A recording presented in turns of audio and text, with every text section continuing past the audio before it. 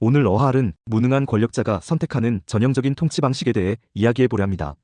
그리고 이 구조는 단순히 한두 정치인의 이야기가 아니라 히틀러, 무솔리니, 스탈린, 차우셰스쿠, 마르코스, 역사 속에서 이미 실패한 나쁜 권력자들의 공통된 패턴이었습니다.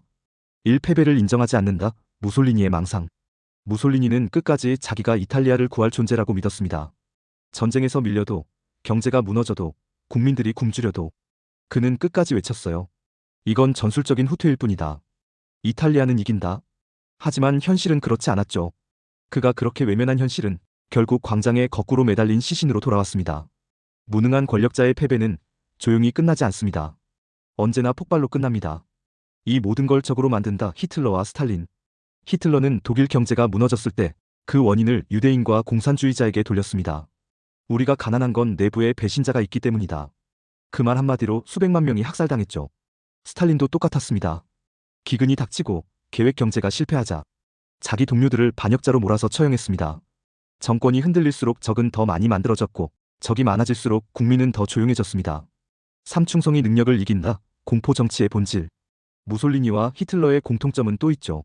유능한 사람보다 충성하는 사람을 썼다는 것. 히틀러의 참모들은 진실을 말하지 않았어요. 전황이 밀려도 우리는 승리 중입니다라고 보고했고 그 거짓은 더 큰 참화를 불렀습니다. 이게 바로 공포 정치입니다. 윗사람 눈치 보느라 아무도 진실을 말하지 않는 구조. 국가의 두뇌가 마비되는 거죠. 언론과 지식인을 탄압한다. 진실을 가리는 권력. 진실은 불편합니다. 그래서 무능한 권력은 언제나 언론과 지식인부터 조용히 탄압하죠. 히틀러는 집권하자마자 언론을 통제했습니다. 비판하는 작가들은 추방당했고 기자들은 검열당했습니다. 스탈린은 지식인들을 계급의 적이라 몰아 시베리아로 보냈죠. 차우셰스쿠는 아예 모든 뉴스가 본인 찬양 기사만 나오게 만들었습니다. 전두환은 땡전 뉴스로 자신을 포장하는 뉴스를 내게 했었죠. 진실은 사라지고 시민들은 감정과 슬로건만 남게 됐습니다. 그리고 국민을 신도로 만들다. 광신 정치의 귀결. 여기서 중요한 질문이 하나 생깁니다. 왜 어떤 사람들은 실패한 대통령을 구하려고 법원에 난입하고 국회를 점거하고 경찰과 싸우기까지 할까요? 그건 그들에게 정치인이 아니라 구세주가 있었기 때문입니다. 히틀러는 그걸 누구보다 잘 알았죠. 그는 자신을 민족의 구세주로 포장했습니다. 아이들에게 인사를 시켰고 수백만 명이 일제히 하일 히틀러를 외치며 정치가 아니라 신앙으로 그를 믿었습니다. 마오쩌둥도 마찬가지였습니다. 정책이 실패해도 비판은 금지됐고 인민은 그를 위대한 영도자로만 부를 수 있었습니다. 비판하던 지식인들은 사라졌고 붉은 근이 되는 마오를 위협하는 자를 직접 처벌했습니다. 차우셰스쿠는 매일 아침마다 라디오에서 국민에게 자신의 이름을 경배처럼 반복하게 했습니다. 그렇게 만들어진 건 국민이 아니라 광신도였고 그 끝은 처형된 독재자였습니다. 그런데 지금 이 순간 두 명의 대통령이 비슷한 길을 걷고 있습니다. 바로 도널드 트럼프와 윤석열. 1. 부정선거 - 패배를 인정하지 않는 스타일. 2020년 트럼프는 대선에서 바이든에게 패배했지만 이를 끝까지 인정하지 않았습니다. 선거가 도둑맞았다. 중국이 바이든을 원한다. 중국이 자금을 쓰고 조작을 통해 선거 개입을 시도했다. 그는 무려 60건 넘는 소송을 제기하고 일부 지역에서는 재검표까지 요구합니다. 하지만 법원은 대부분 기각했고 증거는 없었습니다. 그럼에도 불구하고 그 주장을 믿은 지지자들은 분노하기 시작했죠. 윤석열 역시 2022년 대선 후부터 부정선거 의혹을 계속해서 이야기했습니다. 그의 측근들과 일부 언론은 QR코드 조작, 사전투표 조작 같은 주장을 끊임없이 퍼뜨립니다. 선관위 서버가 해킹당했다. 중국이 개입했다. 이 역시 명확한 증거는 없었습니다. 그럼에도 그는 그 프레임을 철회하지 않았고 지지자들은 선거를 도둑맞았다고 믿기 시작했죠. 우리를 공격하는 적들 - 외부의 책임 전가. 트럼프는 언제나 적을 만든다. 언론은 가짜뉴스, 과학자는 자유를 억압하는 음모꾼, 트위터는 좌파 검열기계, 심지어 자기 편도 반대하면 배신자다. 그리고 차이나 바이러스, 경제 외교 물가 잘못된 건 모두 중국 탓.